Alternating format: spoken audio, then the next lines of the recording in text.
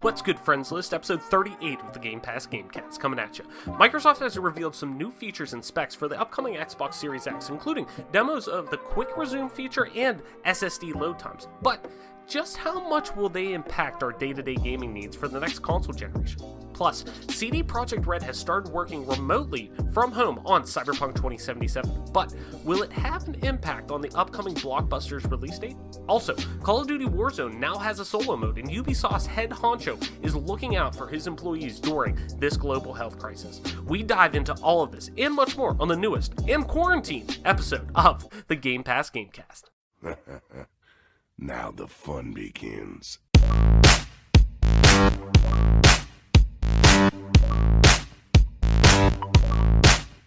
Budget. Stop! You violated the law.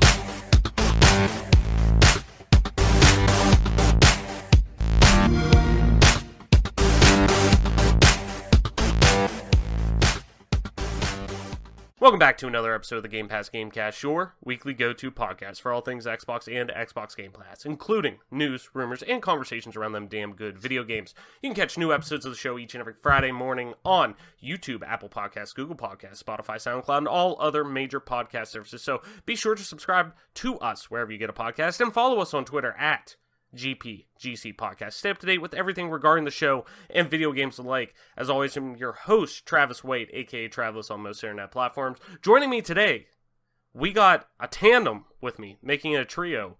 We got Mike Peapack, the toy soldier, as always, but we got the pride of West Virginia back with us, Mike Collins. You may have known him from an earlier episode we did. I can't remember what actual episode that was. I think it was about, like, licensed IP or something like that. I don't know. It was an earlier episode, but Mike's back with us. Yep. Let's start with Mike Peapack first. Mike, what's good? What's going on? And what have you been playing lately?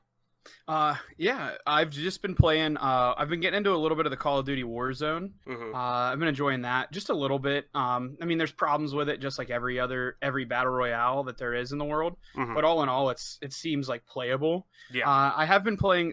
Every once in a while, I'll get a text from one of my boys, and he'll ask me to play Halo 3. Mm-hmm. So I'll hop on Halo 3.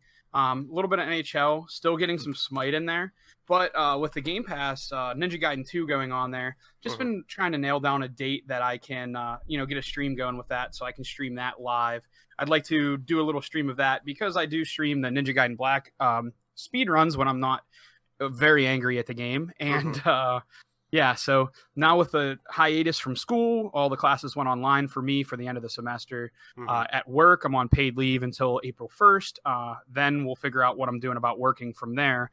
But I'm just trying to get some video games in and, really excited about having some time in my hands and looking to get a little more creative than I have been. I've been really bogged down with school and work, and not even that it's a bad thing, like being bogged down like that, because that's ultimately what I wanted with my life when I left my full-time job to pursue a degree. This is what I signed up for.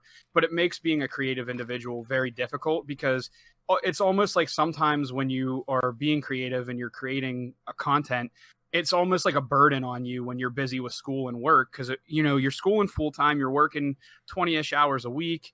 And then outside of the classroom, how much time you have to put in as my major, all majors have different course loads and different workloads. But for me, it's primarily being a history and a poli-sci major. It's pretty much just constantly doing research and writing papers, which is great because the research part is going to be relevant in any form in my life, but it's just very time consuming. So I have to get on and I have to do all this research. And then when we're doing the podcast, I've been doing research and it's just like, oh my God, you get researched out. Oh yeah. So I'm just really excited to, come at not only streaming, but just brainstorming ideas with a fresh mind is exciting. Oh yeah, for sure. Absolutely. And, we got a news topic about Warzone a little bit later, so I want to get your thoughts on that in a little bit, so I'll hold on that, but no, definitely, I mean, and that's what I've been telling a lot of people about this time, where people are like, man, it's going to be weird, not completely quarantined, but people working from home, people having more time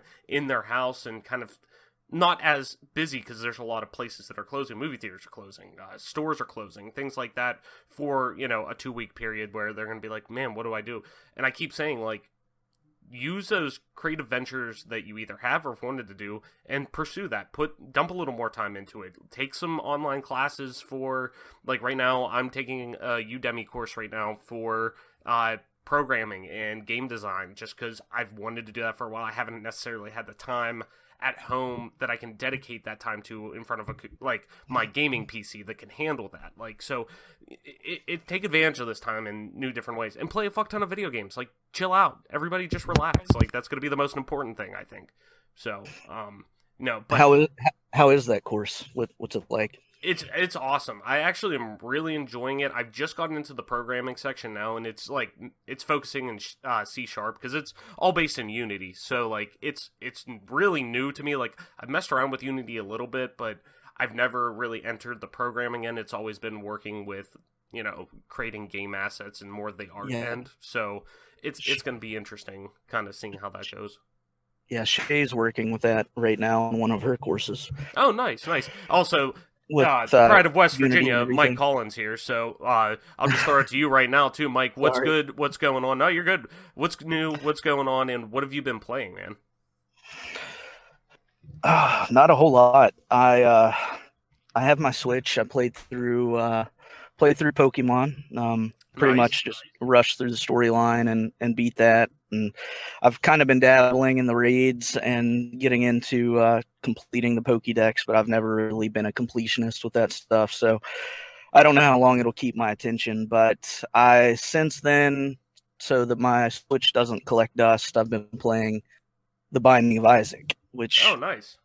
It's a game that I've loved for a long time, and they have the Rebirth or Afterbirth, whatever the fuck it is, plus game that's on there, and it's great. I mean, I can sit there and I'm playing, and then all of a sudden I look up and I've wasted 45 minutes of my day just to die on the last part of the last boss, and then you just have to start all over again, and then you just run through and get all these crazy items that do all these crazy things, and then just do the same thing over and over again. But that and then I jumped a little bit back into GTA with Shay and our Irish friend and one of Shay's coworkers. We've been playing that a bit, and nice.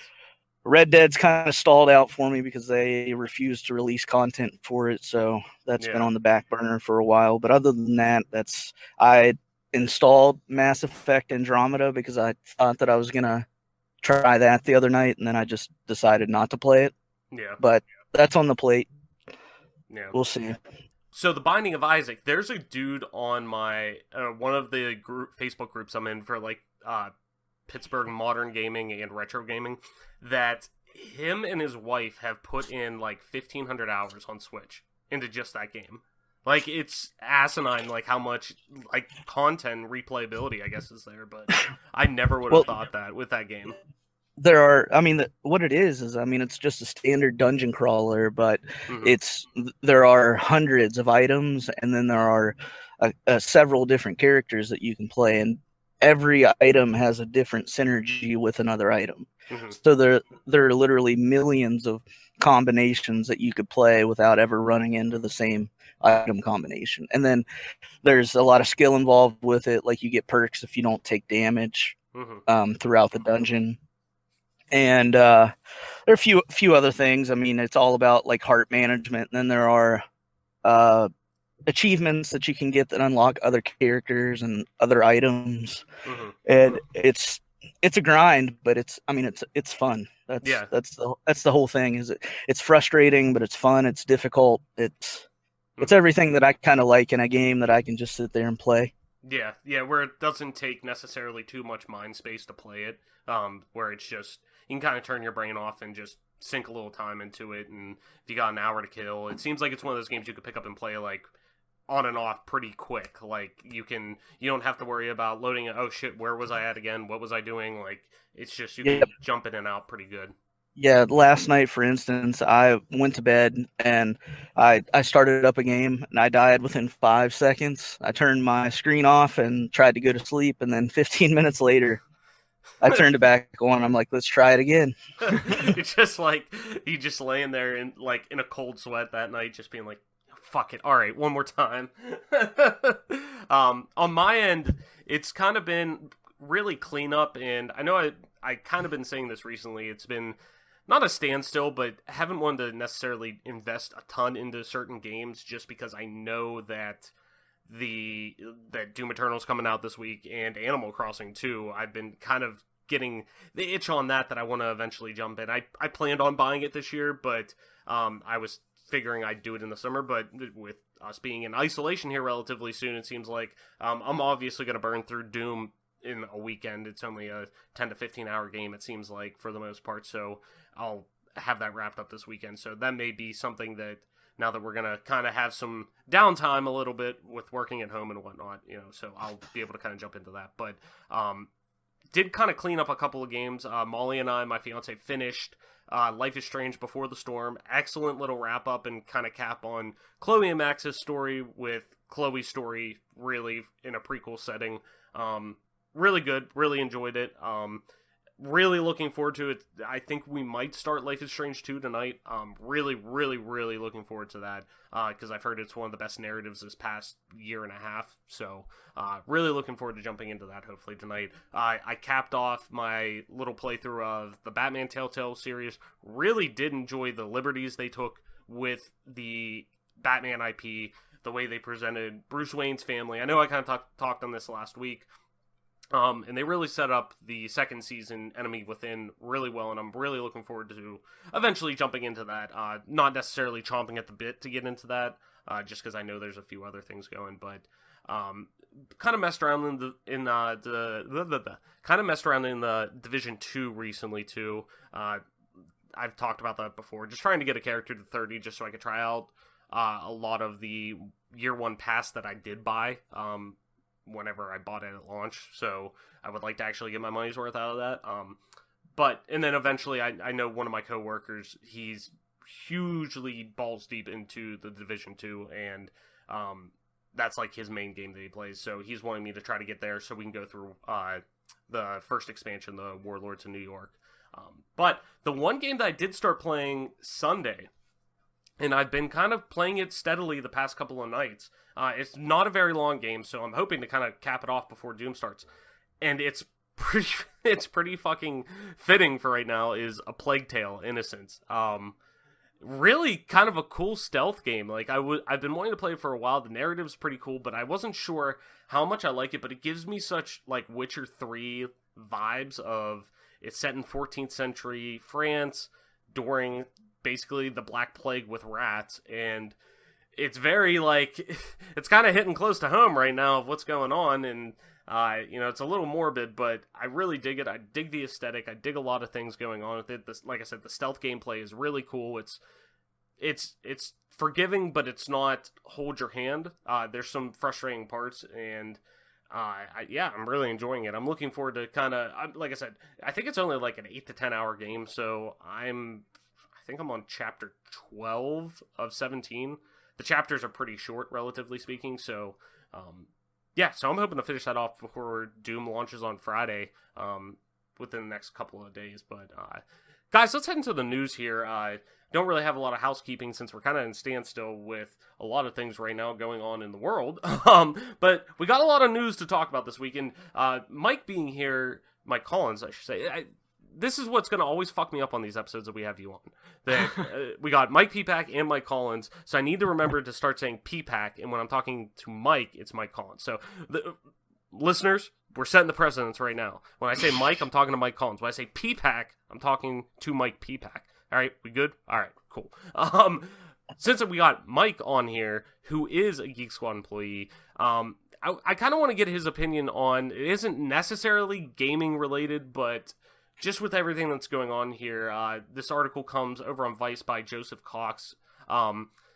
Geek Squad's in-home agents fear spreading coronavirus to the elderly. And I'm just going to kind of run through a couple of the bullet points that were on here. Employees for Best Buy's owned Geek Squad who visit people's homes to install electronics are fearful that they may get sick or help spread the coronavirus, as they are told to keep working during the pandemic. Many Geek Squad employees told Motherboard that their customers are most at risk to having a severe case of COVID-19 because many of them are elderly or have underlying health issues. The news comes after Motherboard reported how Best Buy was running at, quote, full capacity, allowing hundreds of customers in store at once and leading multiple employees to believe Best Buy saw a business opportunity in staying open during a time of crisis. After publication, Best Buy announced it would shorten opening hours and limit the number of customers allowed inside stores. Quote, what about field techs? A comment posted under Best Buy's announcements in an internal messaging system obtained by Motherboard reads, quote, there is absolutely nothing about field services. Why is the company leaving us hanging? We will be dealing with this just as much as, if not more, than the store level. Please address everyone. In-home agents are tasked with setting up and repairing Best Buy customers' electronics in their home. That might include installing a doorbell, television set, kitchen appliance, or setting up their computer or home router, for example. An internal Best Buy email sent to agents and obtained by Motherboard reflecting this, saying, quote, the work we do is considered essential to our clients and customers' sick needs, and we are being asked to continue to serve our clients in their home. Multiple sources and internal Best Buy communications obtained by Motherboard said that, quote, in-home advisors, employees that visit potential customer homes to discuss what products they could buy, are working remotely, but those actually installing electronics that Motherboard spoke to feel they've been left to just keep on working. Another internal message said that customers no longer need to sign for completions of a visit as to minimize contact between clients and Best Buy employees' homes. Quote, between yesterday and today, anyone that I work with that is a part of my district and department has called out of work out of both protest and concern, and most likely will continue to do so until better decisions are made, another added. Best Buy did not respond to a request for comment and a list of specific questions about in-home agents. So, Mike, just kind of wanted to throw it to you. What's your thoughts of the current, landscape of the situation, being somebody who visits homes, being somebody who kind of has the inside track on this and firsthand experience of, working in a tech field right now with, this going on and dealing with this? What's kind of your opinion on this, I guess, in a, short form, I guess, for the most part, just to kind of keep us on track and whatnot? Well, I mean, for me, it's not so much a concern with the virus for me and getting ill from other people. It's like they said in the beginning of the article, it's me having to deal with the fact that if I am infected, that I've just spread the virus to 3 to 4 to 5 different households in any given day, and where probably 85% of my clients are in that high risk category. Almost all of them. It's rare for me to have a client that's under the age of 50. So it's everyone that I work with is susceptible to this, and it could be detrimental to them if for some reason I would be the person that's carrying it around. And if I happen to run into somebody that is carrying it around, I could be carrying it around and not even know it. Who was it? Donovan Mitchell from the Utah Jazz came out and said that he has it. He's confirmed, but he feels like he could play a 7-game series starting tomorrow. Yeah, and it's weird because it's almost like I don't want to say silent killer, because the vast majority of people who do get this, it's going to be, and they've said it's not a severe strand of the flu for the most part. It's not the flu. It's something more severe, but it's not, for 99% of people, isn't life-threatening. It's something that you're going to get sick from, and you're going to feel like shit for a while, but you get better and you get through it. But it's that other percentage of people who are going to, that it could be, life-threatening to, but it also doesn't show symptoms right away. You could have it and just be, around somebody who has it and gain it that way, but it kind of is underlying and lays there. But for most people, it's the people who have, like we kind of talked about last week, there's our women's lacrosse coach at work. Her son has an autoimmune disease that if he's exposed to it, it could be fatal to him. So it's people like that, elderly, young children, or people with ailments to their autoimmune system or something like that. That it affects. I don't want that on my conscience if Right. I happen to carry. Yeah, I don't want to carry that shit into somebody's home and be responsible for their grandparents dying. You Right. know, it's it's one of those things. Like it's a pretty serious thing, Mhm. and we're exposed to high risk people. I've had several cancellations Mhm. over the past week already, so it's already impacting my paycheck. Mhm. Because with that position, you're hourly. It's not a salary job. So if I don't have appointments, I'm guaranteed a certain amount of hours per week, but it's not 40. Mhm.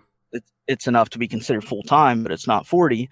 And if you start taking away a full day worth of pay from me every week, then I mean It adds that can up. become Yeah. that can become a problem. It's especially for somebody. I'm a single.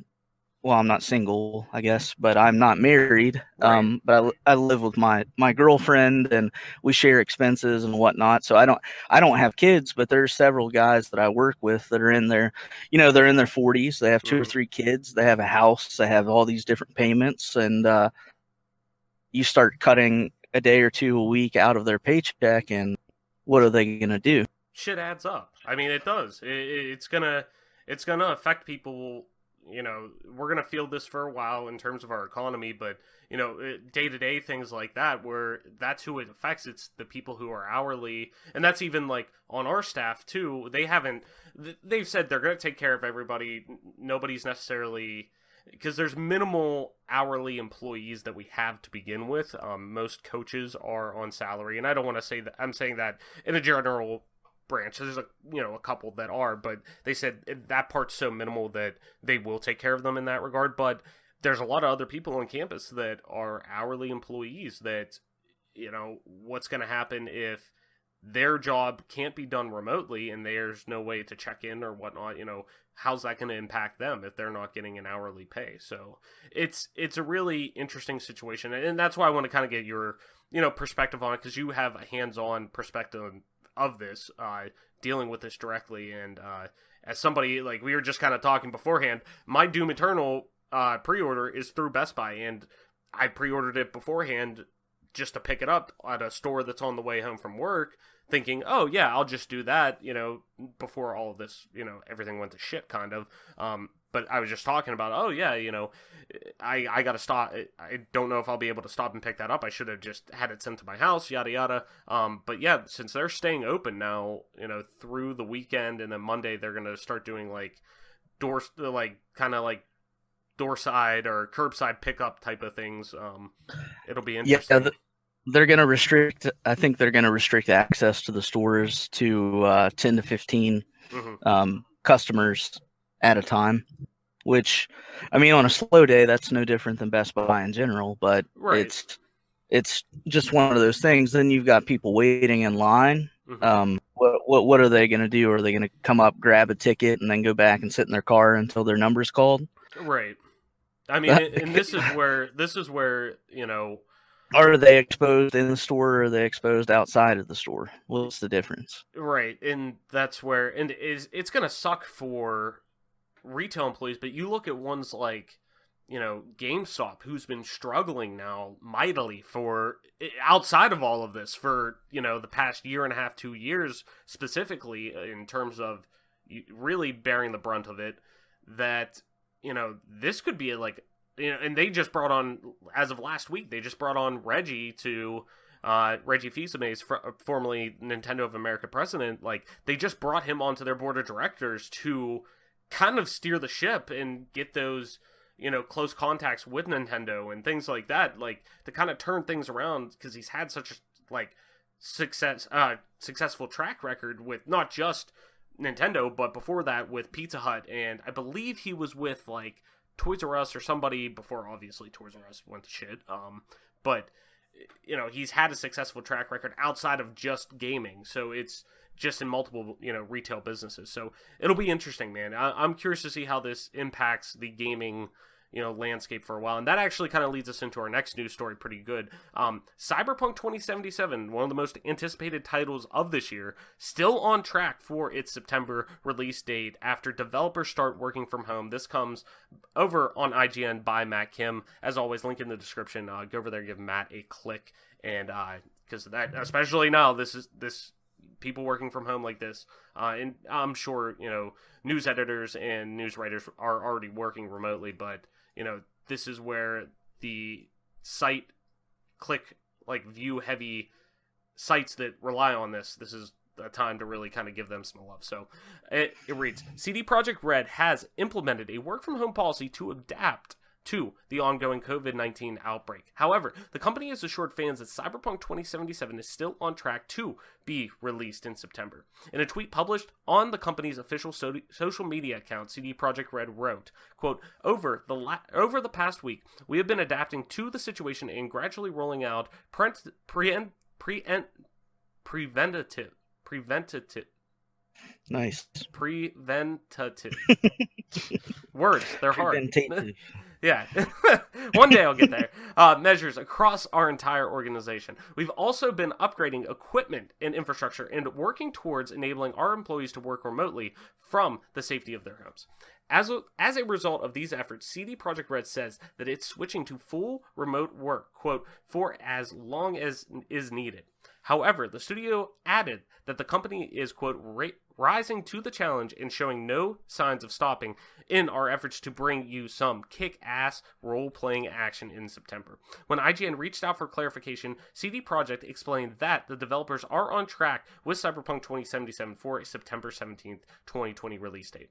Cyberpunk 2077 was originally supposed to be released in April, but the company announced earlier this year that because of the need for further playtesting, fixing, and polishing, that the launch date would be moved back to September. CD Projekt Red also said at the time that Cyberpunk 2077 was in a complete and playable state, but that didn't necessarily mean that Cyberpunk was in a finished state. So with kind of everything that's going on in the world currently, the best plan of attack for everyone, if they are physically able to, is to work from home or remotely. And just fucking wash your hands too, please, for the love of God. And while we talk about the need to eliminate crunch as much as possible, and it gives devs the flexibility on how they attack their work. Mike, I should say PPAC. I'll start with PPAC since Mike was just kind of going at it. PPAC, do you think being forced into this position could potentially lead to a long-term change on remote working in the games industry for the better? Could this potentially be the case example that is shown of, hey, this works? Could this be the first pillar to fall towards that? And also, too, from both of you, does Cyberpunk still hit that September release date? Do you think that's just them saying, yeah, for now, we're good, but do the inevitable hurdles that kind of pop up along the way push that back? PPAC, start us off. What do you think, man? Yeah, when it comes to working from home, particularly, and both of you guys know all about that too. Yeah, I mean, I've worked from home, and it really wasn't my cup of tea. But that's not to say that other people aren't gonna, enjoy it or whatever. Hated it. Yeah, my biggest thing about pretty much just like working from home in general, especially when it comes to like coding in general. I know of a personal friend who codes from home, and he doesn't really if you can do the job from home, and it's specific with coding. Normally, it's coders can work from home. You can code any program at your own home computer, and you don't have to waste your time driving in and all of that. Mm-hmm. I see things like actually just coding the game, the nuts and bolts of the game would be a great way to do things, just working from home at your own pace. However, I do think when it comes to the creative space, whether it be, storyboard, going with an art style, things of that nature, when you're going ground up on a game, I definitely think that working in groups as a team is preferred, because you can all kind of get together and kind of pitch your ideas into a hat and figure out what works best for you guys. You know what I'm saying? Oh, yeah. And, this from Cyberpunk 2077, I'm sure they've already got most of, if not all of, like their storyboarding. That all's done. I mean, for sure, the game's like they were saying, the game's in a playable state. It's not good to go, but they're at least final iteration of what they think the skeleton of the game is going to be. This is the game. Here's the game. It's time to polish everything, play test, like they're saying, try to fix through crashes, bugs, anything that could kind of come up, digging through the code and whatnot. It's in that state where all the QA is really kind of starting to come into it. But then again, that's also a huge undertaking in general. Well, not even working from home, so what's that look like, I guess, taking that home in the QA part that people are so, and this is just thinking out loud too, if they're trying to do QA with that game, people are going to have to do that remotely, which means, and for a game like that, even though it's going to eventually be streamed via Stadia, I can't imagine that they're going to want to stream that game, so people are probably taking builds of that home. I could potentially see this game leaking, some state of that game even, potentially. Do we have any idea, like, what the staff size is of like the coders and programmers? That's a good point. Size.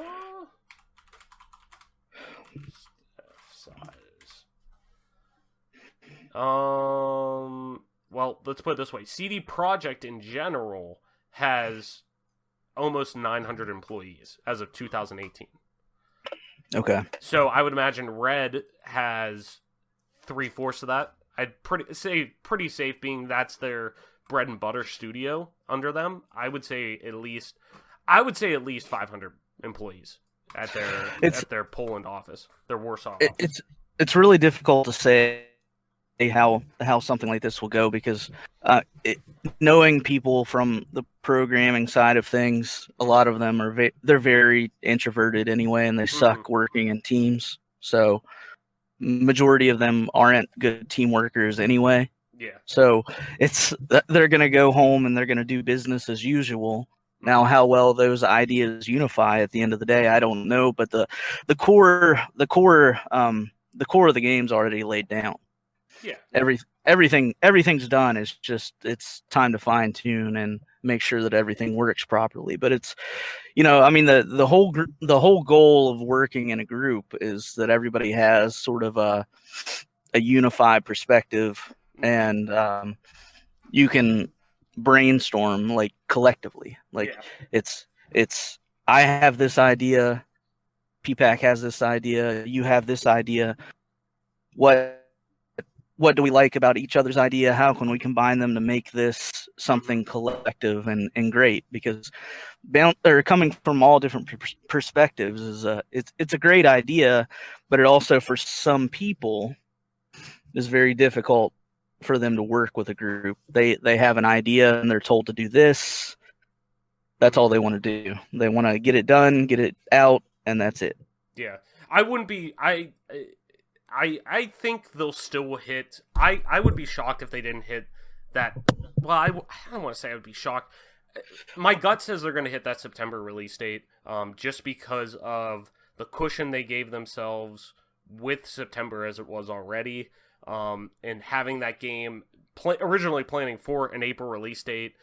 Like they said, it's at a playable state. It's in a build that they feel confident enough that they just need to focus on polish and fine-tuning small things, not necessarily, major story arcs, not necessarily actually setting up and running the game, getting it in an alpha state or, even a beta. It's probably past beta at this point, where, they're trying to get to, quote-unquote, getting it gold at this point. So, it'll be interesting. I wouldn't be totally shocked, but I would be surprised, I guess. I would be a little surprised if it did push past that. But I'm hoping this is kind of one of those things for certain areas, more on the technical end in terms of, even, like you said, coding, programming on that end, or even on the design end of, hey, I'm doing 3D assets, I'm doing concept art, I'm an environmental artist, like people from that end who can work from home and do that. hopefully this opens up that to where, hey, we can start doing that. Because as it is now, you look at a company like Rockstar. Rockstar has, how many different, I think it's like 6 or 7 different studios underneath them that are all doing different parts of a game.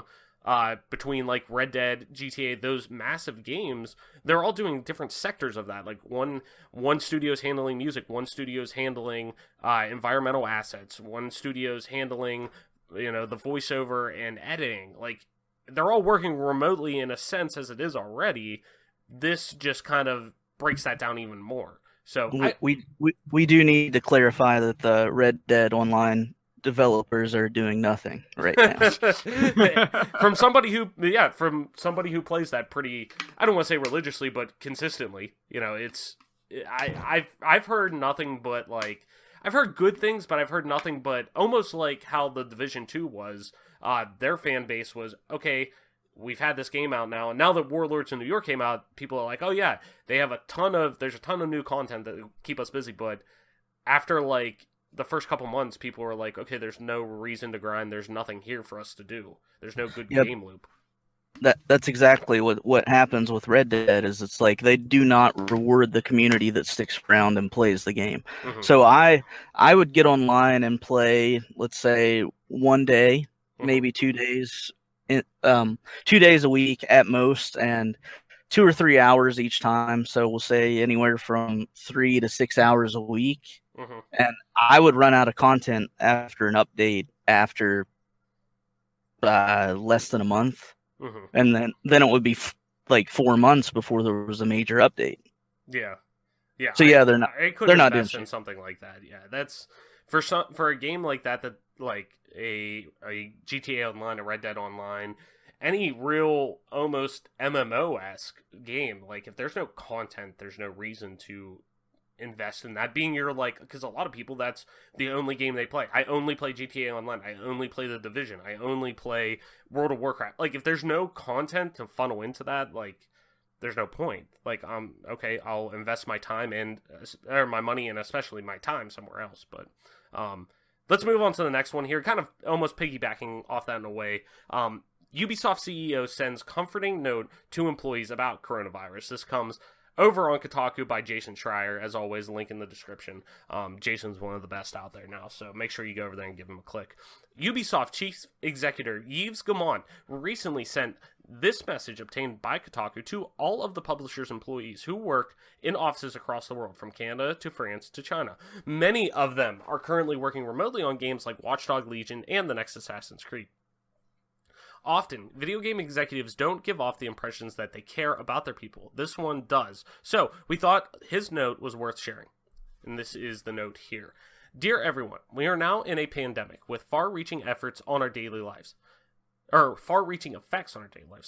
At this exceptional juncture, it is essential that we take special care of ourselves and our loved ones. The health and well-being of Ubisoft's team's members is our primary concern, and we have taken the necessary steps to ensure that all of you are safe and get the right support through these demanding changes. In particular, we have been encouraging all of our collaborators to work from the safety of their homes since the end of last week.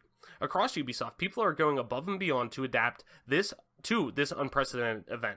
My warm thanks goes to both your local and global management teams who have done such remarkable work in implementing the required preventative measures. See, I got it better that time. In line with recommendations from national authorities and the World Health Organization. I also want to commend the productivity of our teams who have gone to great lengths to provide us with solutions to work from home under the best possible conditions, thus ensuring the continuity of our operations. As for, oh my god, voice crack. As for the potential impact of the pandemic on our business, not only do we have sufficient cash reserves to take us through the storm, and Ubisoft's internal scope and our collaborative spirit also puts us in a position to redeploy some of our activities away from our affected regions if needed, or needs be. Moreover, Our core business, video games, enables us to offer a meaningful contribution to all those who currently seek enjoyment or enjoyable ways of spending their time within the confines of their home. This is an unforeseen change that requires all of us to be even more caring, thoughtful, agile, and resilient. Everyone has a role to play, and this includes taking the necessary precautions to protect ourselves and people around us. I believe we can learn a great deal from our teams in China, who have forced the same trials a few weeks ago before us. The experience of our Chinese friends give us hope in showing that responsible behavior and proactive public health measures can lead us out of this crisis. We will continue to provide you with regular updates as we move forward. Your local managers and I are also available should you have any questions or concerns. In the meantime, please take care of yourself. Yves.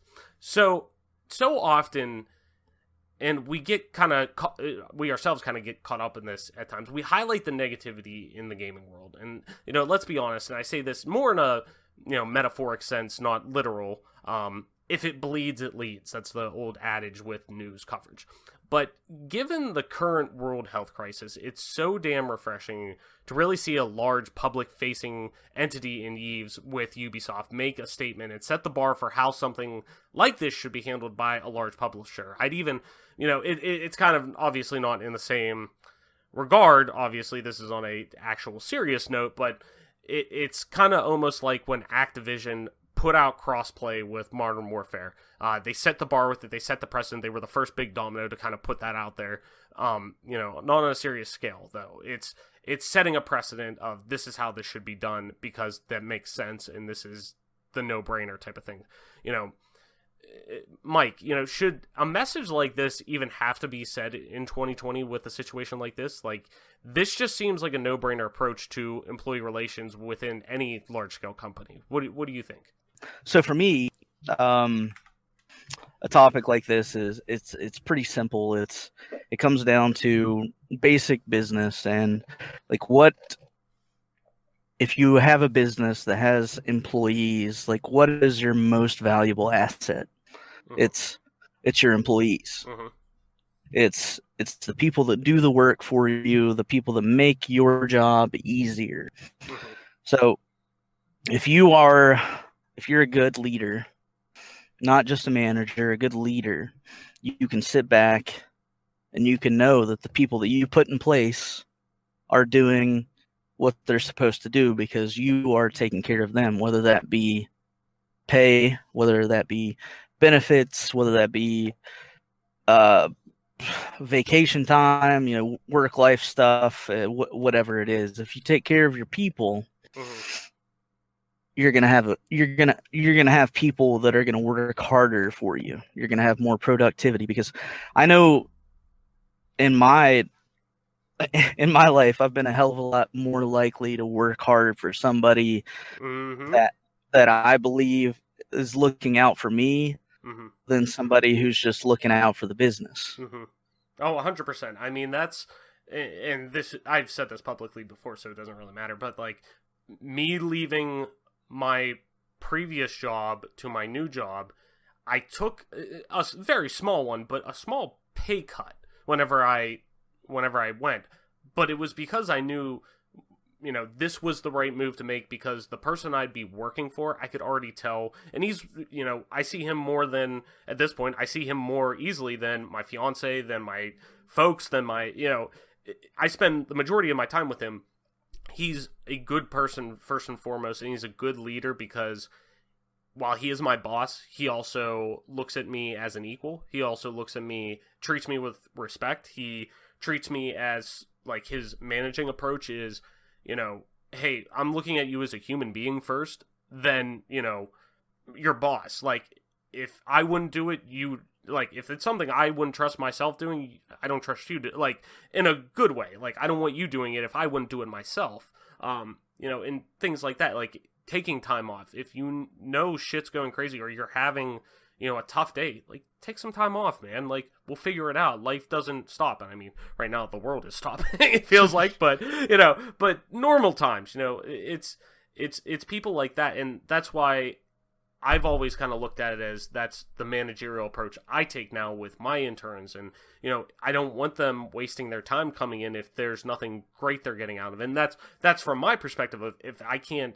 I don't want you coming in here when you could either be working on schoolwork or having a good college experience, going and like hanging out with your friends and doing stuff like that. If you're not getting anything out of being here, I don't want you being here. You know, if you're working late, I want you coming in late the next day. Like, I don't want burnout to happen. And like, so to me, this is like a no-brainer. Like, I just can't imagine anybody taking a different approach where you're more worried about, like, in this situation, I guess, but just in general, like, it just boggles my mind. Yeah, like, how, and really, like, how, it just doesn't make any sense. Like, it's, with the emphasis on social media and public appearance and the ability of the 24-hour news cycle, like, it's so, and really, to be quite honest, how, which I don't agree with, but the cancel culture that kind of is going on, like, it's so easy to be burned right away, like, and the people who are bullshit get called bullshit on them very quick now. Like, people don't kind of, just because there's so much that emphasis of easily being able to out somebody about that shit. So, I don't know. It just seems kind of, you know, no-brainer for that shit. Yeah, it's definitely something where it seems like it's ridiculous that someone would have to come out for, like, as a company and make this type of announcement. But, you know, as you guys have covered, when it comes to corporations and things of that nature, like, if you were to go tell reporters your story, or anyone went to tell their story of how poorly mistreated they were at a certain like position or job or whatever the case may be, you know, you said earlier that blood sells. Well, I mean, going and complaining about how you were treated at a job, people are pretty much just going to tell you, whatever, just go get another job. Like, I don't really care. Just go get another job. Like, why is it so hard? And it's just a situation where, you know, consumers are who corporations and businesses listen to the most. And if it's not hurting their pocket, if it's not hurting their bottom line, the way they treat their employees, because nobody's hearing about it, or alternatively, nobody cares, it's not going to spark change from these companies because they're still making their money and they really don't care. So until, as a society, we're more aware of workers and their conditions at work, and again, I'm not trying to get up on a soapbox and pretend like our working conditions are worse than they had in 1919 in the coal mines in Pittsburgh, when they were having people come kill people that were picketing and stopping. You know, I'm not trying to say that our lives are that bad, but as far as oppression is concerned, as far as, you know, wage discrepancy between the CEO and just everyday employees, it's real, and it's a thing that's happening every day. And until, as a society and as, you know, buyers, we, you know, tell the story with our dollar, it's not really going to affect any companies, and they're not going to change. No, 100%. I totally agree. It's just a simple thing. It's just so simple right now. I just don't understand how somebody could really approach it in any other way, especially in this certain circumstance that we're in. But, well, and it's even beneficial for a company to take kind of a social stance on this, because, like you said, cancel culture, like, there's also that same armada of people that will get behind a company that's taking care of its people. Yeah, and be 100%. like, yeah, exactly, like what Ubisoft just did. Like, people are talking about that because he took a stance and did something positive. So everyone's like, oh, Ubisoft's not a bad guy now. Maybe I'll buy the next Assassin's Creed, even though it's the same game released every year with a different setting. But besides that, like, they see that it's all a morality practice. Like, people want to support good people. No, they 100%. They don't want to support things that are evil or bad, or just what's viewed as a, I don't know. I mean, there are so many things that I could talk about right now, but yeah, it's good to be good to your workers. Yeah.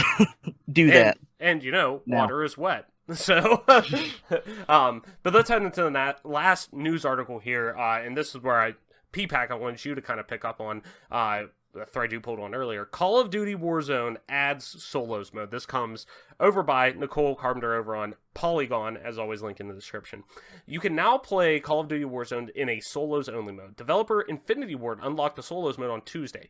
Call of Duty Warzone was released for free on March 10th with 3-person squads. If you wanted to play solo, you could disable squad feeling, but you'd have to play alone at a disadvantage to other teams with 3 players. Now, that's unnecessary. Unless you want to play at that disadvantage, you can queue up for solos by selecting Battle Royale solos from the Call of Duty Warzone menu screen. Some things change in solos. With no teammates, there's no one to buy you back into the game should you die. The only option is earning your way through the gulag. You can, however, purchase self-revive kits from the buy station around the map or find them elsewhere. So, Mike, as you kind of alluded earlier, we had a lot of positive things to say about Warzone on last week's show when it first launched, and by Mike I mean PPAC. That's on me for saying that. One of my biggest complaints was the lack of a true solos mode at launch. It made no sense for me that you wouldn't put that at launch. That really should be, in my opinion, a pillar to all BR games.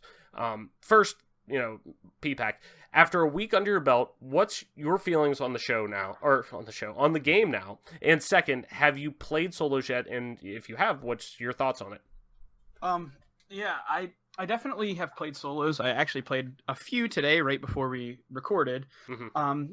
I think, I definitely agree with your sentiment that not having solos on launch was kind of a miss by them. Mm-hmm. However, I mean, Warzone is in beta mode, so they probably just didn't have it ready yet, and they wanted to put out something.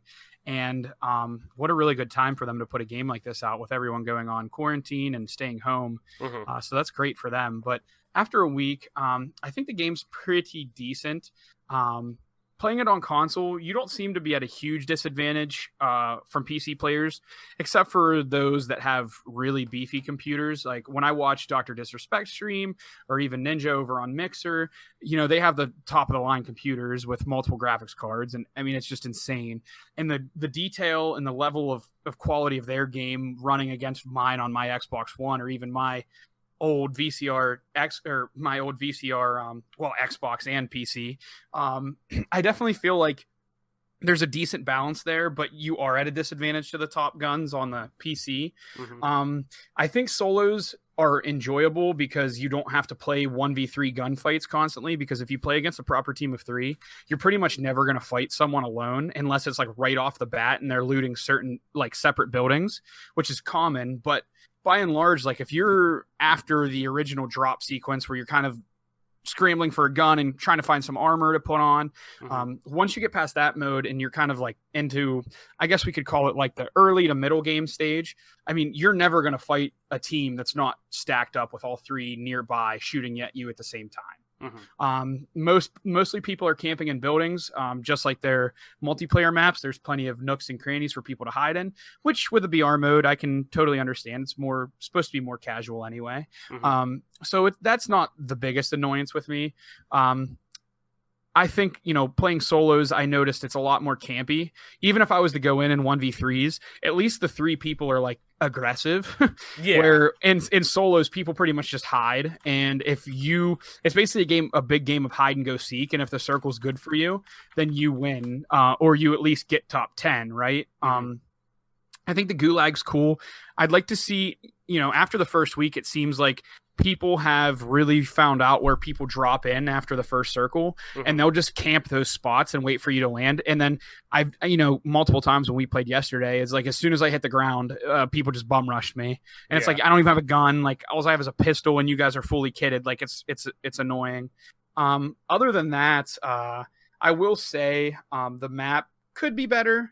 The gameplay by and large is a lot, we kind of talked about this last week, but it feeling like Call of Duty is really cool, and I do enjoy that aspect of it. I'm excited to see where they go from here. Truthfully, the only thing they're missing is duos, because, solos are a little too campy for me.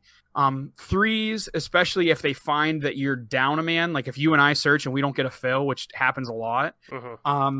If they notice that we're down a man, or even if they see one guy alone, they're hyper aggressive and they just bum rush you. And even if you down 2 of them, the third guy will clean you up, because the time to kill isn't extremely fast, and you do get headshot multipliers, but it's really not worth it to go for headshots in that game. So it's basically like if you're fighting 1v2, you can do it. 1v3s is where it's like borderline impossible unless they're really bad or you just pop off. The vehicles, like the helicopters, are okay, but the fact that they only give you RPG launchers and they don't allow you, like they don't drop the other like lock-on launchers is concerning because there's not a whole lot of checks and balances for the helicopters. They still have like the flares that shoot off of them to avoid the missile or like have the missile follow it instead of the chopper, which is like, so not only do I spent $6,000 on getting my own kits and my own drops.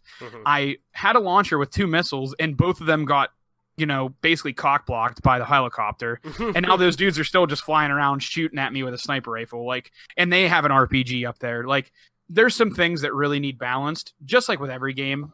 There's things that really need balanced, but overall, I think they're taking the right steps and they're making strides to making one of the better BR games that we've seen. I do think Apex is cool, but as far as all things considered, I think Warzone has the chance to be the best, you know, the best battle royale running. No, 100%. I think. One, obviously, if anybody has the bank to go up against Fortnite, it's Activision. So, and the Call of Duty IP is known tenfold over by literally everyone. So the namesake holds up.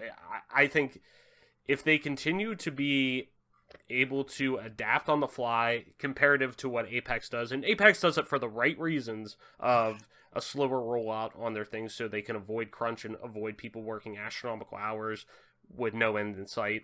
You know, it's commendable, but if they're trying to go toe-to-toe with Fortnite, they have to make sure they're on top of everything in terms of getting stuff out at a good clip, you know, and staying relevant. So it'll be interesting. And I'm still enjoying it. I definitely, it's that BR game that, you know, I want to actually jump into and want to actually spend a couple hours playing, that it's fun where both of us can jump in. It's that game now that is in that stable of this Overwatch, you know, even if we're doing CSGO Danger Zone or something like with Adam as well, you know, it's easy to jump in and all of us do that, where there's no big skill gap, I guess, at the same time. So, yeah, I'm still positive on it.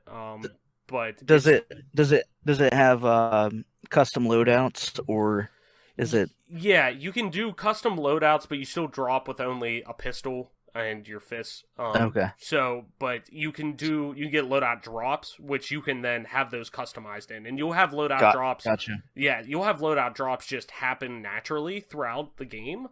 You could buy loadout drops, but you could also sometimes they'll just actually just randomly drop, and you can go and get them as well. You'll usually see at minimum 1 per game. So if you have like a custom loadout with a sniper, you'll be walking around and you might get a drop of a sniper for you. Is that what that means? Yeah, so you can make classes before the game, and then you can either, like, after the first ring or so, sometimes it'll just randomly drop you like a custom loadout box, or you can spend $6,000 at the store and you can pick one of those custom loadouts you make pre-game that you can just like pick up from that crate. So basically I have like an M4A1, which is the best gun in the game. I have it, you know, kind of kitted out with a hybrid scope, one that's like kind of like an ACOG, and then you can flick it and then it turns to a red dot. And then I have a sniper rifle as like the secondary, you know what I mean? So that way I'm like fully kitted out when I get it. Yeah, that's a good idea. I could see where that would work out. It's what was the other Call of Duty drop-in game that they did? Blackout? Yeah. Okay, yeah. I played that a few times, and I enjoyed it because it had some, you know, Call of Duty mechanics to it, but it was like all those games suffer from one thing or another, and it's almost always balance. It's are the characters balanced? Are the weapons balanced? Do you have a loadout? Can you start with an advantage based on your spawn point? Like, coming from my background, it's like I like balance, Mhm. and I've never found balance in any of those games, so that's why I leave them alone. Yeah. Yeah, definitely. I mean, there's no real. I've never really seen too much balance, and that's why I was kind of, when I'm playing at least a console FPS, that's why I like to play Halo, because it's at least at the base level balanced. Everybody starts on the same playing field. You know, there's certain spawns for guns around the map that you have to know and that are on timers, and it still has that almost like an arena play to it as well. You know, that you see in like a Quake and whatnot with weapon spawns and whatnot. So, So what's the benefit of playing this one versus Apex or Blackout? well, let's put it this way: in comparison, right off the bat to, at least in my opinion, right off the bat to Blackout, this runs much better. It's much more optimized for its platform, especially on PC. As somebody who played Blackout, who bought Black Ops, what is it, 4? That was the last one, Black Ops 4, that had Blackout in it. That was the reason why I bought it, and I played it a handful of times because, as somebody who has a decent gaming PC, it ran like shit. Like, it was not very optimized. It just ran like shit. This instantly dropped in. The fidelity is better to me in Modern Warfare. They use, photogrammetry in it, and the textures are still great in my build, even turning it down a little bit, and I'm getting, pushing 144 frames. So to me, hands down, I want to invest that time into this because it's not a drag. It's not a pain in the ass just to play it. So now there are hitches here and there, but it's not perfect, but it's much better, and it makes me feel like, hey, I'm at least having a good time, and it's not a headache just to play this game. Gotcha. From that standpoint. What's your build right now? What do you have in your computer? In my computer, I have a 1060 supercharge, the 6 gigabyte graphics card. I have an i7. I can't remember off the top of my head what it is, but it's an i7. I have 16 gigs of RAM. I have stuff loaded from an SSD. It's not bad. It's not like kicking total ass. Like, I don't run anything I can't run anything at 4K, but it plays everything I want to at 1080p, like 100 plus frames. Yeah, it's an above average gaming computer for sure. Yeah, like I enjoy playing any shooter on here much more than I would on console anymore. So, cool. But yeah, let's head into our main topic here. And of course, like I said, we had a big news week this week. So the big topic, of course, is the Xbox Series X specs are beefy. So earlier this week, Microsoft pulled back the curtain on a whole slew of new Xbox Series X features and specs, which makes sense now, seeing that Sony revealed more info today, as we're recording on that Wednesday, for the PlayStation 5 this week as well. Mike, and I don't know if PPAC you did either, but just because, Mike, you are still in the PlayStation ecosystem like I am, did you watch any of that today? Like the reveal, like GDC, like it was like a press conference basically. No. Okay, it was fucking dry as hell because it was for a game developers conference presentation. Like, that's what it originally was supposed to be at before GDC got canceled. This was supposed to be it's a hardware manufacturer talking to devs on the tech that they're going to have with this. So it was Keanu didn't make an appearance? No, Keanu wasn't available for this one. They didn't feel like that was appropriate, I guess. It was literally Mark Cerny, their head of console design, really, I guess. I can't remember his exact term, but he's the one overseeing the design and build of the hardware for their next generation system, who has done it for multiple times this year, or multiple generations now. But it was just him coming out for 52 minutes and just talking about the minutia of the console and all the different tech in terms of Lord. Yeah, so it was very dry. It was very, very dry. But it was a lot of good info that they're going to have one of the fastest SSDs possible in just tech in general, not just console gaming across PCs, because it's custom built, and it's really kind of revolutionary. But it wasn't, it was one of those things they just shouldn't have shown, in my opinion. It was kind of, they wanted to, I'm sure, just get something out there for them to talk about, and this was pre-recorded already, and it was ready to go. But just because they haven't talked about it, but to me, that wasn't the place to show it. That was just not, the way they presented it was, hey, we're going to talk about, the tech behind what the future of our gaming looks like to a mass audience, not this. But it's presented in a way to a niche audience that I don't think a lot of people are ready for. My expectations weren't very high in terms of, we're going to see gameplay or this and that. But like I said, that was revealed this week. So today I kind of want to break down all the info that we got on the Xbox side of things earlier this week and see how it really is going to affect our gaming future for the next, 5 to 7 years, at least from a feature standpoint. So let's kind of, before we get in too deep, let's run through the official specs again, just so we get into, before we get too deep into the discussion, just so we can kind of set the table. So this is an 8-core Zen 2, or this is an 8 times Zen 2 cores at 3.8 gigahertz for the CPU. GPU is pushing 12 teraflops. I believe it was actually like 12.155 or something like that, but it's 12 at the end of the day. So 12 teraflops. It's a custom RDNA 2. It's got 16 gigabytes of GDDR6 RAM. Internal storage is a 1 terabyte custom SSD solid state drive, hard drive for you, or solid state drive for the memory. It's expandable storage up to 1 terabyte through an expansion card, which we're going to get into a little bit. And the extended storage is supported with USB 3.2 hard disk drive support. It's optical drive. We've got a 4K Ultra HD Blu-ray drive in there. And the performance target for this is 4K at 60 frames per second. That's what they're expecting across the board, but can be scalable up to 120 frames. Supposedly. We'll see. I don't know about that. So kind of right off the rip, guys, and I'll start with you, PPAC, since Mike just went.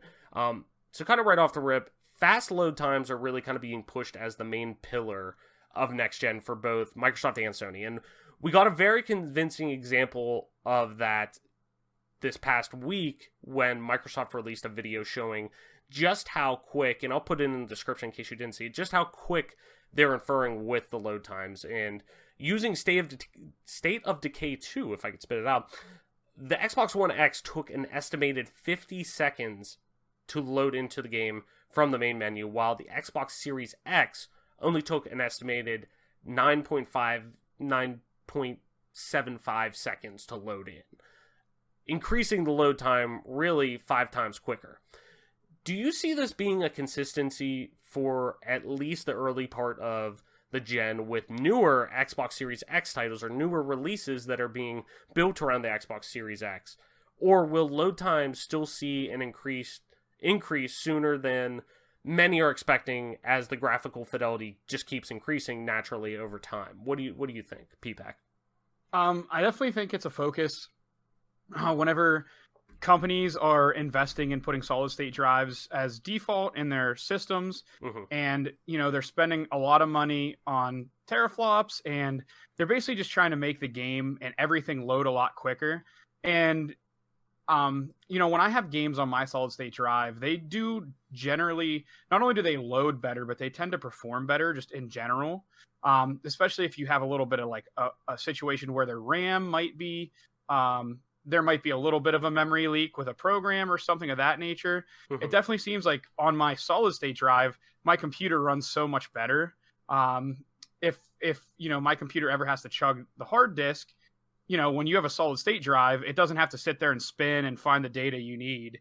It'll just, load it up with a solid state drive. So Mm-hmm. I definitely think fast load times and performance, if they're looking for that 60 frames per second at 4K, solid state drives are going to help a bit with that. And it's just important that the game's loading well. And also it'll prevent the game from crashing as much when it runs on solid state. And the hard drives are going to crash less. So I think spending a little bit of extra money and loading up on those specs is the best thing to do, especially in this case, because you're going to make sure that your system is top of the line and the games are running the best that they can. Mm-hmm. No, totally. Mike, what do you think, man?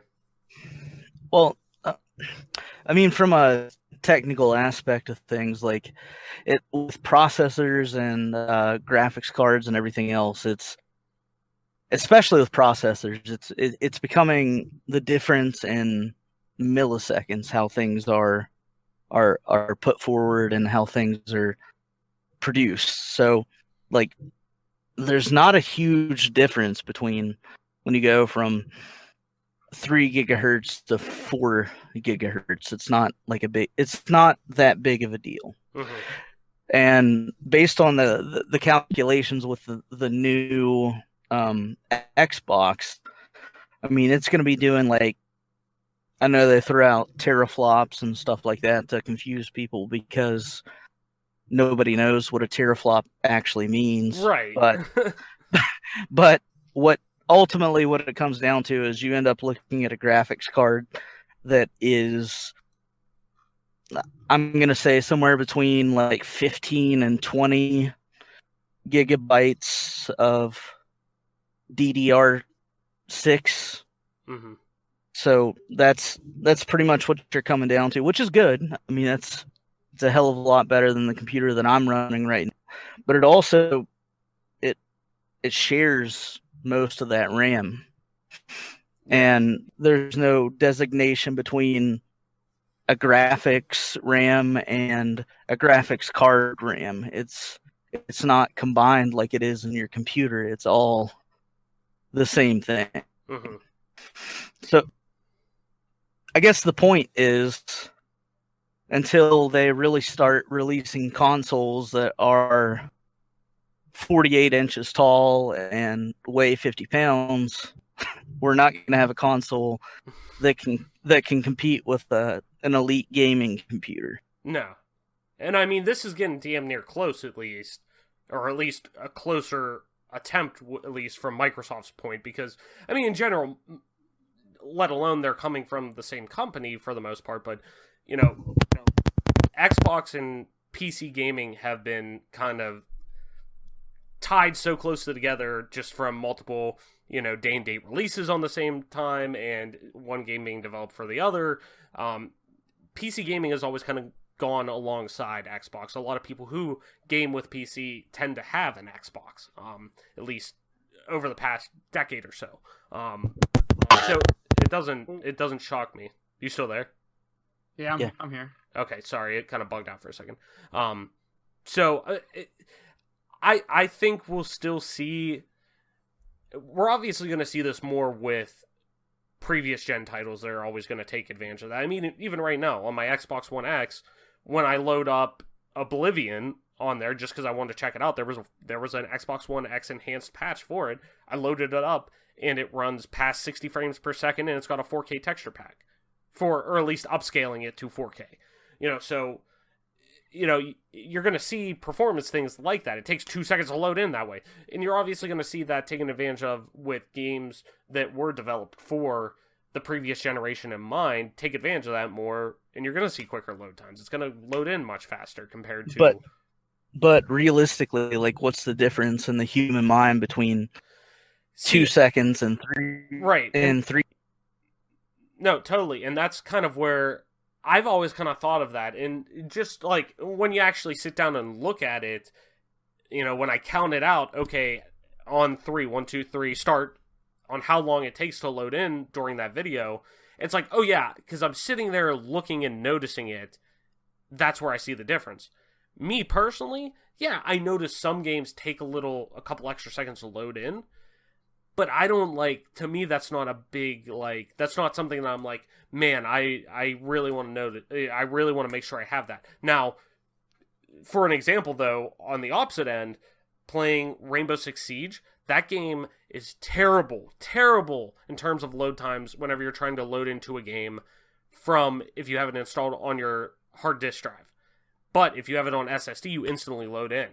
So, something like that, yes, where it's 2 minutes you're taking to load in between rounds, yeah, that's noticeable. But when it's just solid state versus hard disk is completely different infrastructure. Oh, though. completely. No, 100%. But I'm saying, to me, a load time like this between 10 seconds and 50 seconds, like for me, just like you guys playing on PC, I'm obviously wanting a solid state drive to install a lot of the like my operating system, a lot of the applications I use on a daily basis, games that I play regularly that I don't have to worry about load times, or I want to get in and get out as quick as possible, and that I use most. But other things I don't mind loading from my hard disk drive, because it's like, okay, some of them I'm only getting like 10 seconds quicker or whatever. Okay, to me it's just not the load times like this, a 10-second to 50-second.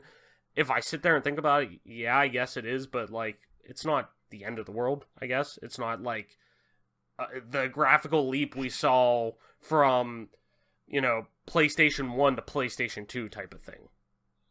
Well, I'm not even talking about like 10 to 50 seconds. I'm talking about like 2 to 3 seconds. Yeah, and that's the difference that the processors are making right now, because I see what you're saying. Okay, they're so efficient. It has nothing to do with like loading from your hard drive versus your solid state drive. Like the processing speed is already so efficient that whenever they promote like a 12 teraflop versus a 10 teraflop versus an 8 teraflop, like it's not that big of a difference with the type of data that we have right now. True. No, eventually, I missed the part of the processing part. That's on me. I didn't hear you start to go into that. I missed that part.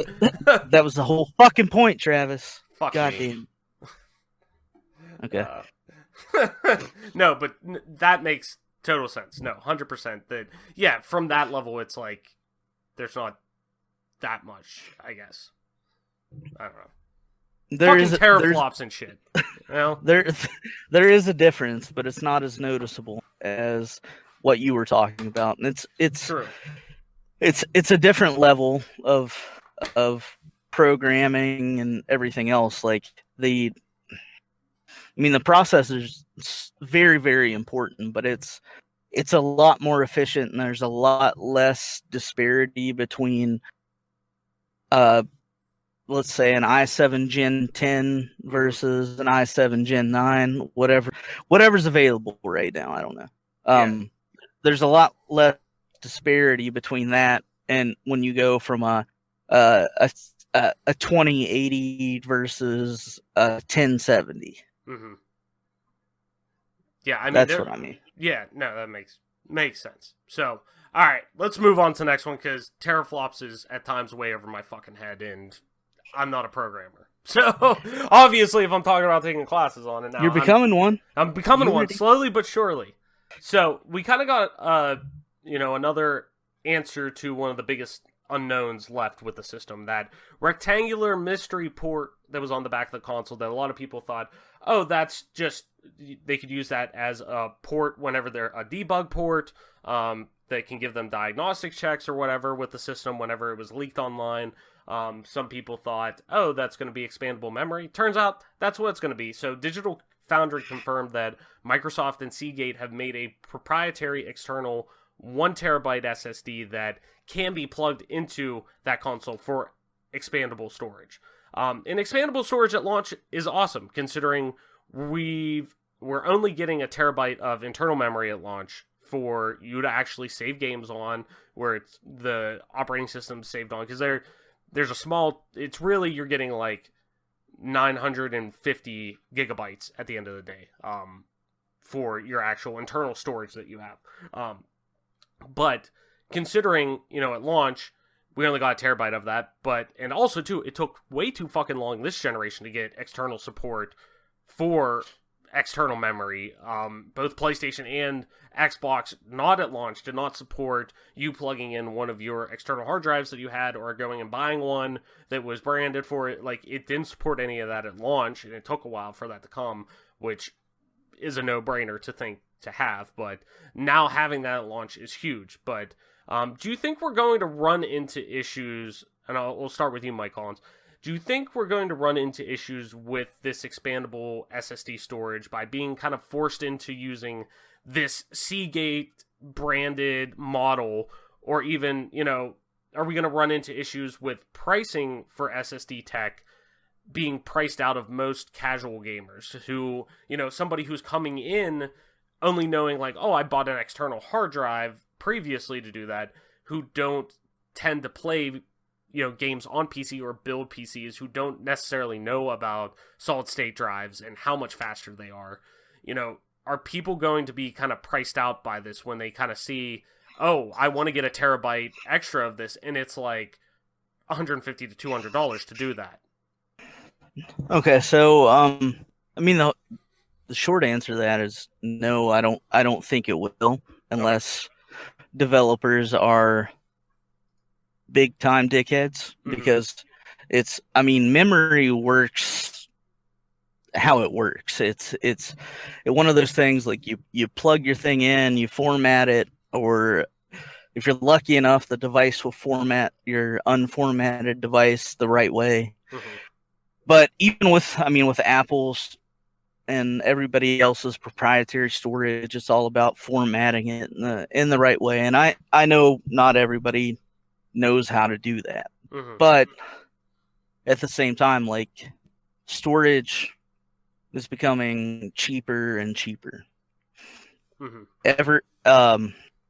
Moore's Law, it's the observation that the number of transistors in a dense integrated circuit double about every 2 years. So what that means is about every 2 years or so, you can fit the same amount of storage within the same confined space. So that means those drives that our parents tell us about whenever they had computers that took up entire floors. And it was like less than 2 megabytes of storage. Yeah. That means that since that's happened, now we can fit 256 gigabytes on the phone that's sitting in our pocket. Yeah. Which is the wild storage, to think about. Storage is not a concern. The only reason why storage would ever become expensive is because the proprietors of the storage made it so. If you have the knowledge in which to format the storage systems, and I guess it depends on whether or not it uses standard USB versus USB-C versus lightning cable, maybe the same thing. I don't know. I can't. But long story short, no, it shouldn't. Yeah, I wouldn't hope so, especially because for the most part, outside of early Xbox 360 days, and especially it would kind of go against Xbox's narrative or Microsoft's narrative for Xbox heading into this next generation of they don't care how you play, on what system you play, how whatever you do, as long as they just want you in their ecosystem. They're doing so many like consumer friendly, gamer friendly moves with Xbox Game Pass, being able to take console or controllers across both platforms, both your Xbox One controller working on the Xbox Series X and an Xbox Series X controller working on Xbox One. Things like that it would go so against the narrative, I would think. Memory is that one thing that should not get expensive. No, especially like you're saying, it tends to. It's going to be cheaper the later it goes on too. Especially solid state drives are becoming such a norm in the tech world and even in gaming. I mean, look at on Sony's side with the PlayStation, you're able to easily add a solid state drive to that if you know how to open your your PlayStation up. You can install a solid state drive. I can remember when a solid state drive in your computer was almost $1 a gigabyte. And that's that's not been that long ago. That's been probably less than 5 years ago. Maybe that's like when I built my computer, basically. Yeah, so we're talking about at that point, top of the line was maybe a terabyte. I don't think so. Mhm. I think we were probably operating in the 512 system. So we're talking about $400-$500 for a Samsung solid state drive at that point. Yeah, because I have like a 120 in my computer, and it was pretty expensive. I remember like just up until last year, I think I had a 128 gigabyte SSD in my gaming PC up until then, and I was like, I need to upgrade, and I got like, I think I have a 500.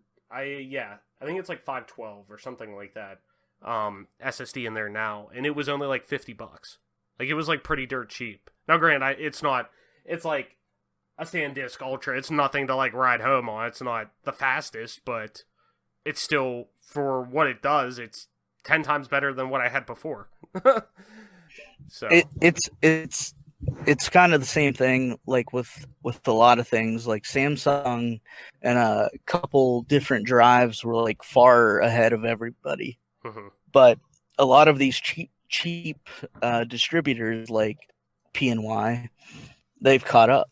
Mm-hmm. So there's no reason to spend $200 on a 256 gigabyte drive for Samsung anymore when you can get a 128 gigabyte drive for $38. Yeah. Oh, for sure. From PNY. It's the difference just isn't quite there. Yeah. Oh, definitely. So another big feature that was kind of touted around was quick resume. Whenever the Xbox Series X was first kind of getting rolled out a little bit, quick resume has always been touted as one of the biggest non-graphical features of the console. A UI quality of life feature. Being able to suspend multiple games at a time, even when you restart the system, that it will actually hold on to those suspended states that you're in. While this is great for switching between, games and apps, like looking up a YouTube walkthrough while playing a game at the same time, or, I want to watch this movie on Netflix. Oh shit, why is it on? Oh yeah, that's right, it was on Amazon. Let me switch over to that. Oh wait, maybe it is on Netflix. I'll go back to that. It's great in situations like that, but how often, PPAC, do you actually see yourself using this feature with multiple games? Is this more of a cool feature and a cool, kind of like, hey, we can do this, do you think it's something, though, that will be practical in use very often for you, though? Or is it more of like a showcase to the tech that's there? I mean, it seems like it's more of like, it's definitely doesn't seem like it's all that practical, if you will. Mm-hmm. It's definitely a situation where I think it's like, it can do it, so why not type deal. Mm-hmm. I don't really multi-tab on my Xbox all that much because I just don't really have that much of a reason to. I have my computer set up literally right beside my Xbox, so there's no need for me to really multi-tab. So I don't really think I'm going to be using it so much per se. But that's not to say like there might not be other people that would utilize that feature a lot more. You know what I'm saying? Oh, 100%. I think it's going to be great because it's going to save your like loading time and everything, which seems like something they're very focused on right now. Mm-hmm. But yeah, I mean, definitely something that's like, it's just, it can do it, so why not type deal. Right, and that's where I kind of sit with it as well, that it just seems like it's kind of like, hey, we can do this, so we're going to include it, like, and just put a marketing brand on it. It just doesn't seem super practical to me. Like, I can't think of how many, like, cases I'm going to be like, you know what, hey, I'm playing Doom Eternal, and, oh, you know what, I kind of feel like playing Halo, but I don't want to save, and I'm I'll save, I'll just switch out of it, suspend it, and I'll go play Halo. Oh, you know what, I'm ready to go back. Actually, I'm going to play the new Hellblade. I'm going to jump into that, but I don't want to lose I just don't see myself doing that too often. Mike, what about you? Well, do you want to put on your tinfoil caps for a minute? Fuck yeah, that's what I'm talking about. Let's bring the energy up. I wanna fucking throw some, fucking. We're straight out of Signs. I'm like Joaquin Phoenix, baby. Not psychotic like the Joker, but I'm wearing the fucking tinfoil hat, ready to bash some aliens in with that home run swing, baby. Let's go, throw it. Let me hear it. So let's talk about the fact that I've been playing shitty ass GTA and underperforming. How do you really feel about it? I play it, so I'm stupid. So it is what it is. But let's say I loaded Andromeda a couple days ago, like I said, prior to stream. So let's say now that I have that in my queue for this, what type of ads am I going to start to get? What type of coupons am I going to start to see? Oh. I didn't even think about that. Galaxy brain over here. I didn't even think about that. So you're saying this is more of a Big Brother's watching, like, how can we suck the money out of you and cross-pollinate certain marketing things? Well, they're already promising 12 teraflops. What else do you want? True. Your games are going to load in 8 seconds, no matter what. They want your information. They want to know what you're looking for. I'm surprised PPAC hasn't made it some kind of stab at me and been like, what's going to be faster? How long Travis lasts, or the fucking load times? I mean, since you went there. Well, I'm getting ahead of the curve. I was waiting for you to do it. I would let you take the credit for it, but fuck that. No, I'm gonna get ahead of it. I'll sell myself out. You gotta face your shortcomings in life head on. I don't run from things. Just like I got my ass beat by fucking Glass Joe. It happens. I was gonna say that answer's obvious to everybody and Molly. Yeah, exactly. Should be like, it is what it is. Fucking Glass Joe. True story. I got my ass beat by him. Spat. How? Because alcohol is the only answer. So he was sober. Yeah, I was sober. Spat was audibly upset with me. He was like, "Oh my god, what the fuck is wrong with you?" Well, he just kept getting baited in by when he drops his gloves. Yeah. And you were like, "God damn it!" I was like, "What?" Yep. He got hit with that right straight. Yeah, that's I right. did. So you think it could possibly be more of a marketing ploy, or potentially? Oh, I absolutely think that that's the case. Your data is worth more than anything to these people. Mm-hmm. Oh, 100%. That is very true. Very true. Well, it's so crazy because so say my girlfriend and I have been sitting in our living room. We've been talking about stuff. Mm-hmm. All of a sudden, say we were talking about taking a cruise or taking a vacation or buying something. Mm-hmm.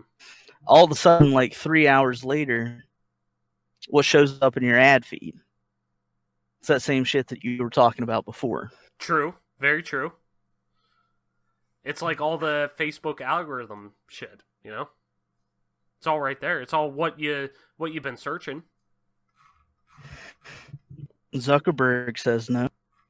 Well, Zuckerberg is also some kind of reptilian humanoid or something that's wearing a human. He doesn't even know how to drink water. That's true. I forgot about that. Watch him in his highlights. He has no idea how to drink water.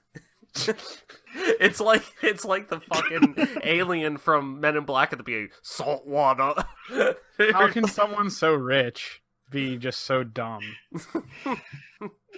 I didn't realize aliens really could use I guess they find value in our cash, I guess.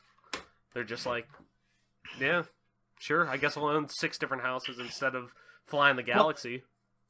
That's the reason why we had a gold standard, because did they think gold was pretty or did they not? Yeah, true. Good point.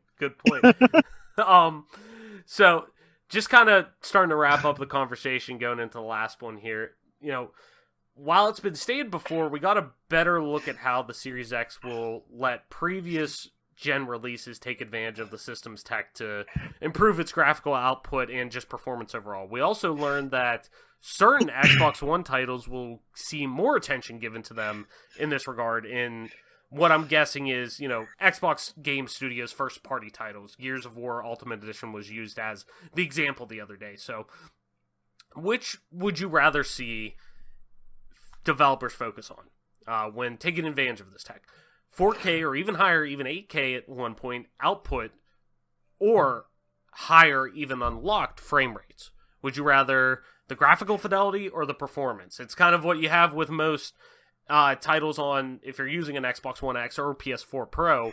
Do you favor resolution or do you favor performance? Which would you rather see developers focus on first? Me personally, just because I've said it multiple times, it's unfortunate that, you know, even with like using an Xbox One X, that there's times where certain games struggle to get 1080-60. Like, it shocks me that 1080-60 hasn't been like, we need to, this generation, I thought 1080-60 would be like the bare minimum once the generation got rolling. Like, the tech would be there to support 1080-60, or at least 720-60. But 60 frames per second, to me, is more important overall than, like, frame rate is more important than graphical fidelity to me. So, like, I would rather see games perform well and maybe take a bump and do, you know, 1440 or whatever, but I'm getting 120 frames per second or higher with the Xbox Series X. So, Mike, we'll start with you. Mike Collins, what would you rather have, I guess? What would you rather see these games take advantage of with this tech? 4K or higher, a resolution bump, or would you rather see them say, no, we want to unlock frame rates, we want to give you a high frame rate with, you know, games, which I'm sure would take advantage of it, older Halo titles, any kind of FPS that you throw on there, Gears of War 2 with third-person, Fortnite, yada yada. What do you think? Well, I mean, it depends on what you're looking for. I mean, the graphical capabilities are nice if you're playing your Zoo Tycoons and you want to see whiskers on a hippopotamus, you know? Mhm. But if you want pure gameplay experience, you want frame rate. Like, I've long since retired from playing games competitively, and I've seen a lot of people come up after me and be great at the same games that I used to play with at half the frame rate. But to me, I don't know. I mean, it's I want the game to be good. That's all I want. Very much so. If the game sucks, then it doesn't fucking matter. I can't play, like, Animal Crossing's about to come out, and Shay and our Irish friend are super hyped about it. And they're like, that's all I'm going to do for a week. And I'm like, the fuck am I supposed to do with Animal Crossing? See, I'm hyped for that because that's going to, like, that game could literally, it's one of those games you turn your fucking brain off and, like, not have to worry about all the shit hitting the fan outside, or, like, what's going on. Like, oh, the economy's crashing. Oh, everyone's going to be dying. It's like, no, I'm worried about shaking some fucking trees and getting some pears. Here I am just planting my corn. Yeah, exactly. Fuck off, Corona. Fuck off, bud. Yeah, I mean, frame rate's always important when it comes to anything that's a balanced gameplay. Mm-hmm. But beyond that, like, you can set your standard story-driven game, your God of War. You can set your single-player experiences. You can set them almost down to 30 frames per second, and it's fine. Mm-hmm. You sit there and you play it, and it feels like it feels like a movie experience because most of the time your movies don't move at any different rate than that. They're certainly not running at 60 frames per second. They're running somewhere between. I'm guessing it's somewhere I near think it's 30. I think it's like 29.9. It's like right a smidge under 30 is like theatrical frame rate or something like that. Yeah. So all purposes, it's 30 frames per second. So you're sitting there, you're playing your game by yourself, or with your girlfriend, and you're sitting there, you're playing. Like 30 frames is fine. Mm-hmm. We don't need big time performance with that. Yeah. But the second you throw me into fucking Warzone or Fortnite and I get killed by somebody whose computer's running at 250 and I'm running at 30, I'm gonna be pissed. Like Doc Disrespect just out there pumping out like unlimited frames per second on his like beefy ass PC, like one taps you across the map and you're like, okay.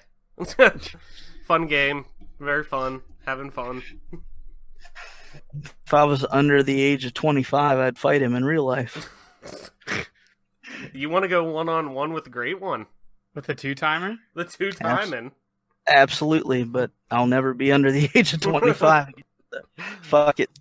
Bust out that time machine, baby. Go back there and end the doc.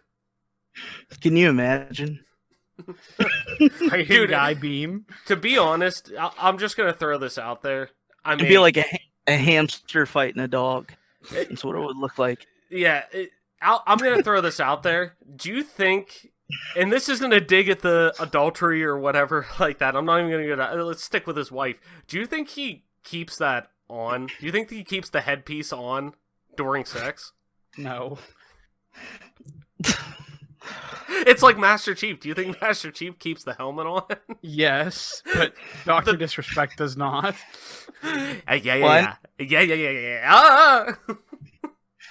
I knew who Guy Beam was before he ever became the man. When he was over at Sledgehammer. Back when he was just a dev, yeah. I knew him. I didn't know him well, but I knew of him. The dog. Fucking Christ. P-Pack, what do you think? Yes. What do you want to... I know you're the one who kind of got me spoiled on PC gaming with... Like, I remember... And I guess I don't want to put words in your mouth, but like, I remember when Breath of the Wild launched, and we were at Adam's place playing it, and you being like, oh man, it's so hard to play this at like... At times only being 30 frames per second and even chugging more, blah, blah, blah. And me, I'm like, I don't really see it. But then when I got into PC gaming, like, a few months later after that, or heavier into PC gaming, I was like, after that, I'm like, oh, yeah, I know all this. So, he'd be like a chihuahua against a dog. Right, exactly. Like a rat against a normal dog. So P-Pack, what would you rather see them lean into? I'm sorry. The graphical fidelity or the frame rate? I'm 100% always on the side of frames. Mm-hmm. Basically, just for all the reasons that Mike had, previously mentioned. Basically, as long as if you're looking for a single player experience, clearly, you're gonna be okay with 30 frames a second. But I've always been one to look for performance, specifically when it comes to shooters and games with fast, refresh rates and all that stuff. I'm definitely hoping that, the increased performance, provides me with a better frame rate than, what I would have gotten previous. Mm-hmm. No, and that's basically all I have to say about it. I don't really care about the graphics as much. I want it to look good, but I also want it to run really smooth. You know what I mean? No, 100%. That's kind of where I am. I'd rather see the performance end of it hold up, where it's like, I have locked 60 frames across this game, period. That's, a game doesn't necessarily, like, graphics don't necessarily define a game, but performance can, where I think there's, like, at times the line's blurred, but good graphics doesn't mean good performance, and I think, like, you'll see more of the casual audience throw that out there who, only buy a few games a year or aren't balls deep into, like, if you're listening to this podcast or a podcast centric around gaming, you're balls deep in it. You're an enthusiast level, so you would notice something like that, and you would know the difference between that. Good graphics doesn't mean good performance. It could be very much the opposite. So you see a game like, for example, Breath of the Wild, where even using a cell shaded aesthetic, it struggles. Like Link struggles to go through the fucking tall grass at times. Like it's not as optimized at parts, and that's also because of the the hardware it could be on too. But it doesn't necessarily mean the same. I'm always always on the end of optimization through performance.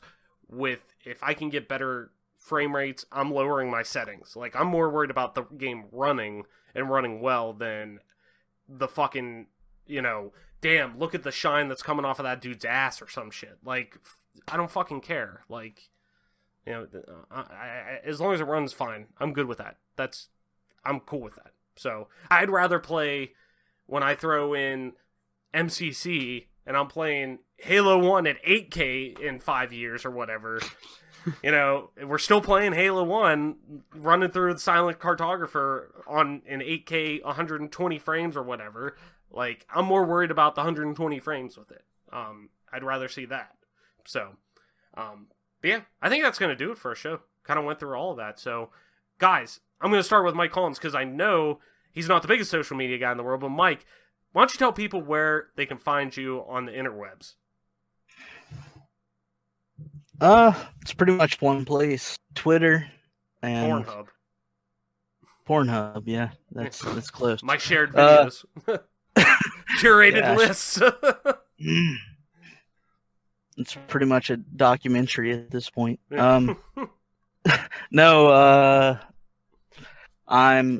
Vayne9, VAYNEN9NE, on most major platforms. Nice. Which I don't use. But then the only platform that I do occasionally use, I am Twitterless Mike. 3 S's though.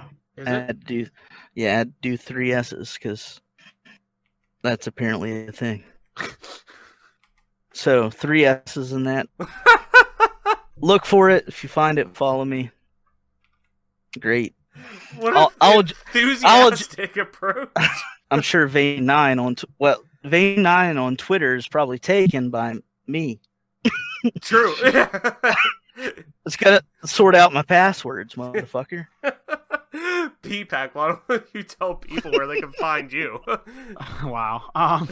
So you can, I don't even know what the fuck you can find me at TOYSXLDIER on Twitter, or at MP_TOYSOLDIER on Twitch. That's the 2 ways that you can find me on the interwebs. As always, I'm your host, Travis White, aka Travelus, on most internet platforms, including Twitter at Travelus_, that's TRAVLESS_. You could also you could also find me streaming time to time on twitch.tv/Travelus_, same as Twitter. And if you want to play some video games with me, you can go over on Xbox Live, just regular Travelus, that's TRAVLESS, no underscore. And that, ladies and gentlemen, is your newest episode of, your quarantined episode of the Game Pass Gamecast, your weekly go-to podcast for all things Xbox and Xbox Game Pass, including in my car. Sitting in his car. We're all quarantined in different situations. Mike's been stuck in his car for like 3 days now. They're just like, no, you can't leave. You just gotta stay there. You step outside, it's like, what's that fucking movie with the dude? No, it was Mark Wahlberg. That's right. Mark Wahlberg was in it. The Mist. That wasn't Mark Wahlberg. Yeah. Was it? I think it Are was. you sure? I think The Mist was Mark Wahlberg. Oh my God, there's a mist out there. You can't walk out there. Somebody's just gonna come and grab you. It's The Mist. I think that's what it was. I think it was Stephen King. Yeah, the Stephen King movie, right? Yeah, it was Stephen King movie. I think so. Anyways, Mike's been stuck in that car forever, and this garbage truck on fire of an episode is just falling down the street. No, I'm just kidding. It's 13 years if I've been in here since the mist started. Exactly. So he's been stuck in there. But this has been your quarantine episode of the Game Pass Gamecast, your weekly go-to podcast for all things Xbox and Xbox Game Pass, including news, rumors, and conversations around them damn good video games. You can catch new episodes of the show when they drop each and every Friday morning on YouTube, Apple Podcasts, Google Podcasts, Spotify, SoundCloud, and all other major podcast services. So be sure to subscribe to us wherever you get a podcast at, and follow us on Twitter at GPGC Podcast. Stay up to date with the show and video games alike, and our dope giveaways that we do. We just give away Doom Eternal. We got a couple of dope ones coming up here relatively soon, so be sure to follow us on Twitter and make sure you keep up with all of that. And with that being said, guys, that's the end of this week's episode. Thanks so much for listening, sharing, and being a part of this growing community. Game on, wash your fucking hands, and we will see you next week.